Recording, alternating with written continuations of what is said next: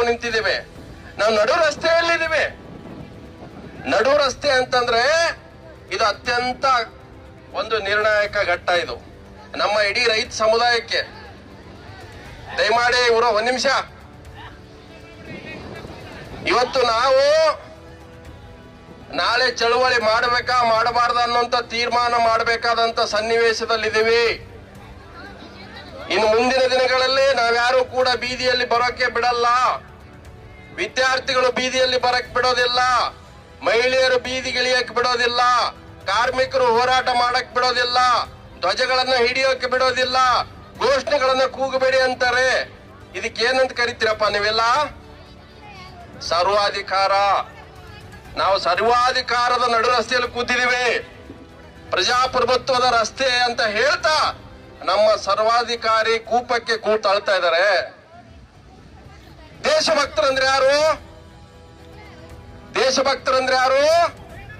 ರೈತರು. ನಿಮ್ಗೆ ಯಾರಾದ್ರೂ ದೇಶಭಕ್ತಿ ಪಾಠ ಮಾಡಕ್ ಬಂದ್ರೆ ಮೆಟ್ಟಲ್ ಹೊಡಿರಿ. ದೇಶಭಕ್ತಿ ಪಾಠ ಮಾಡಕ್ಕೆ ಯಾರಿಗೂ ರೈಟ್ಸ್ ಇಲ್ಲ.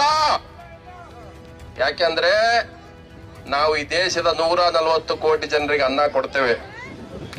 ಹಾಗಾಗಿ ನಾವು ನಿಜವಾದ ದೇಶಭಕ್ತರು. ಯಾವನಾದ್ರೂ ಒಬ್ಬ ಗೋ ಸಾಕಿದನ, ಸಗಣಿ ಬಾಚಿದನ, ದನ ಕರು ಸಾಕಿದನ, ಅವನು ಗೋ ರಕ್ಷಣೆ ಪಾಠ ಮಾಡ್ತಾನೆ. ಅವನಿಗೆ ಹೇಳ್ಬೇಕು, ನೀನ್ ಅಯೋಗ್ಯ. ಸಾಕಪ್ಪ ಒಂದು ಹಸುನ, ಅದ್ರ ಕಷ್ಟ ಸುಖ ನೋಡು, ಗೊತ್ತಾಗತ್ತೆ. ನಮ್ಮ ರೈತ ಗೋವನ್ನ ಬೆಳಿಗ್ಗೆಯಿಂದ ಸಾಯಂಕಾಲವರೆಗೂ ಪೂಜೆ ಮಾಡ್ತಾನೆ. ಯಾರು ಕುಂಕುಮಾರಿಷ್ಣ ಇಡಲ್ಲ. ಅದು ತಂದೆ ತಾಯಿಗಿಂತ ಪ್ರೀತಿಯಿಂದ ನೋಡ್ಕೊಳ್ತಾನೆ. ಇದು ದೇಶಭಕ್ತಿ. ಇವತ್ತು ನಮ್ಮ ರೈತರ ಬೆವರು ಈ ದೇಶದ ಶ್ರಮಿಕ ನಿಜವಾದ ದೇಶಭಕ್ತ. ಇವತ್ತು ಆಟೋ ಓಡಿಸೋನು ನಿಜವಾದ ದೇಶಭಕ್ತ. ಇವತ್ತು ಅಸಂಘಟಿತ ಕಾರ್ಮಿಕ ಕ್ಷೇತ್ರದಲ್ಲಿ ದುಡಿತಕ್ಕಂಥವನು 5,000, 10,000, 20,000 ತನ್ನ ಮಕ್ಕಳ ಶಿಕ್ಷಣವನ್ನ, ತನ್ನ ಹೆಂಡತಿ ಮಕ್ಕಳನ್ನು ಸಾಕುವಂತವನು ಕಷ್ಟಪಟ್ಟು ಈ ದೇಶಕ್ಕೆ ತೆರಿಗೆ ಕಟ್ತಾನಲ್ಲ, ಅವನು ನಿಜವಾದ ದೇಶಭಕ್ತ. ಯಾರೂ ಕೂಡ 99% ಜನರಿಗೆ ದೇಶಭಕ್ತಿ ಪಾಠ ಹೇಳ್ಬೇಕಾಗಿಲ್ಲ. ನಾವೆಲ್ಲರೂ ದೇಶಭಕ್ತರು ಅಂತ ಹೇಳ್ಕೊಳ್ಳಲ್ಲ, ಆದ್ರೆ ದೇಶ ಕಟ್ಟುವಂತವ್ರು ನಾವು. ಇವತ್ತು ನಾನು 23 ವರ್ಷಗಳ ಕಾಲ ಮಾಧ್ಯಮದಲ್ಲಿ ಕೆಲಸ ಮಾಡಿದ್ದೇನೆ. ನಾನ್ಯಾವತ್ತೂ ಕೂಡ ಜನರ ವಿರುದ್ಧ ಕೆಲಸ ಮಾಡಲಿಲ್ಲ.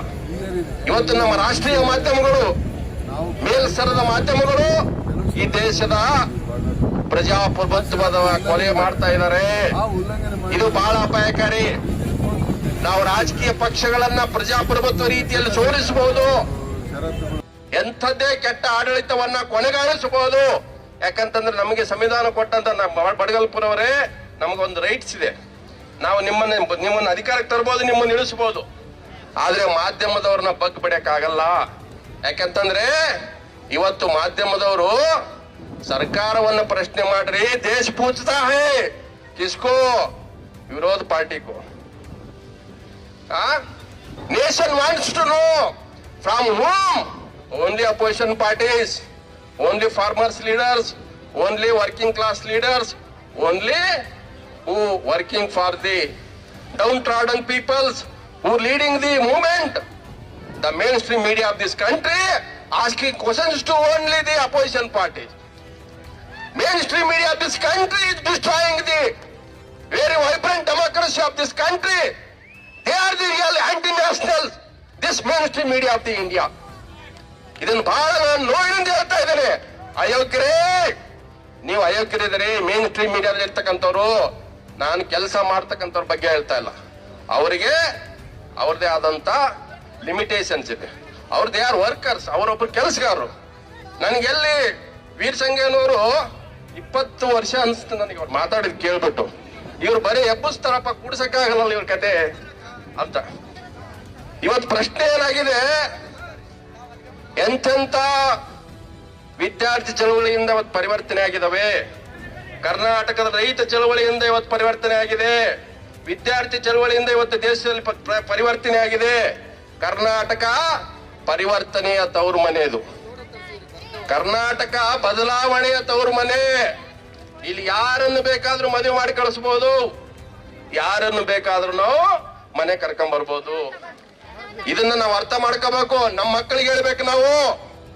ನಾನು ಮಾಧ್ಯಮಗಳ ಬಗ್ಗೆ ಬಹಳ ನೋವಿದೆ. ಈ ಅಯೋಗ್ಯರು 740 ರೈತರು ಸತ್ತು ಹೋದ್ರು, ಆತ್ಮಹತ್ಯೆ ಮಾಡ್ಕೊಂಡು ಹುತಾತ್ಮರಾದ್ರು. ಒಬ್ಬನೇ ಒಬ್ಬ ಅವ್ರ ಬಗ್ಗೆ ಮರ್ಕ ಪಡ್ಲಿಲ್ಲ, ಒಂದು ಗಂಭೀರವಾದ ಚರ್ಚೆ ಮಾಡ್ಲಿಲ್ಲ. ದಿನ ಬೆಳಿಗ್ಗೆ ಎದ್ರು ಕಮ್ಯುನಲ್ ಅಜೆಂಡಾ. ನನಗೇನು ಮುಂದೆ ಒಂದು ಕಾಲ ಬರ್ಬೋದು, ಸರ್ಕಾರನೇ ಮೇನ್ ಪ್ರಮುಖ ಚಾನೆಲ್ಗಳಿಗೆ ಅಥವಾ ಪತ್ರಿಕೆಗಳಿಗೆ ಅಪಾಯಿಂಟ್ಮೆಂಟ್ ಏನೋ ಮಾಡ್ಕೊಳತ್ತ ಅಂತ ಕಾಲ್ಫಾರ್ ಮಾಡಿ, ಈ ಚಾನೆಲ್ಗೆ ಎಡಿಟರ್ ಪೋಸ್ಟು, ಈ ಚಾನೆಲ್ಗೆ ನ್ಯೂಸ್ ಎಡಿಟರು, ಈ ಚಾನೆಲ್ಗೆ ಪೊಲಿಟಿಕಲ್ ಬ್ಯೂರೋ ಹೆಡ್, ನಿನ್ಗೆಷ್ಟು ಸಂಬಳ, ನಿನ್ಗೆಷ್ಟು ಏನೋ ನೀನು ಔಟ್ ಸೋರ್ಸು.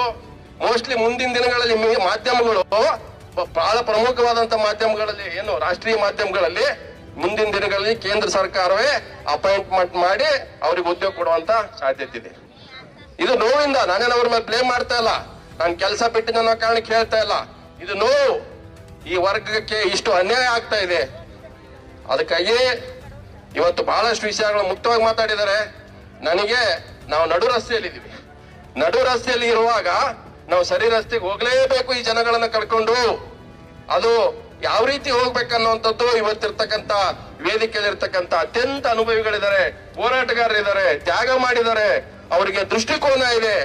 ಈ ರಾಜ್ಯದಲ್ಲಿ ಒಂದು ಬದಲಾವಣೆಯ ಕಾಲ ಬೀಸ್ತಾ ಇದೆ. ಆ ಗಾಳಿಯಲ್ಲಿ ನಾವೆಲ್ಲರೂ ಒಟ್ಟಾಗೋಣ, ಒಂದು ಆಗೋಣ, ಐಕ್ಯತೆಯಿಂದ ಒಂದಾಗಿ ಹೋರಾಟ ಮಾಡಿದ್ರೆ ಈ ಎಲ್ಲ ಶಕ್ತಿಗಳನ್ನ ಮಣಿಸಬಹುದು.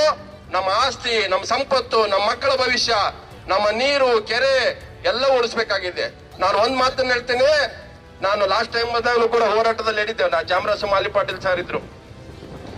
ಬುರಿ ಅನ್ನುವಂತ ಒಂದು ಕಮಿಷನ್ UPA ಸರ್ಕಾರದಲ್ಲಿ ಒಂದು ರಿಪೋರ್ಟ್ ಕೊಟ್ಟಿದ್ದಾರೆ. ಜಲ್ ಜಂಗಲ್ ಅವ್ರ ಜಮೀನ್, ಜಲ್ ಜಂಗಲ್ ಅವ್ರ ಜಮೀನ್ ನಮ್ಮ ಸಂಪತ್ತು. ಇವತ್ತು ಜಲ್ ಜಂಗಲ್ ಅವ್ರ ಜಮೀನು ಖಾಸಗಿ ಅವರ ಕೈಗೆ ಸೇರ್ತಾ ಇದೆ. ಇದನ್ನು ಉಳಿಸುವಂತ ಜವಾಬ್ದಾರಿ ನಮ್ಮೆಲ್ಲರ ಮೇಲಿದೆ ಅಂತ ಹೇಳ್ತಾ ನನ್ನ ಮಾತನ್ನು ಮುಗಿಸ್ತೇನೆ. ರೈತರ ಹೋರಾಟಕ್ಕೆ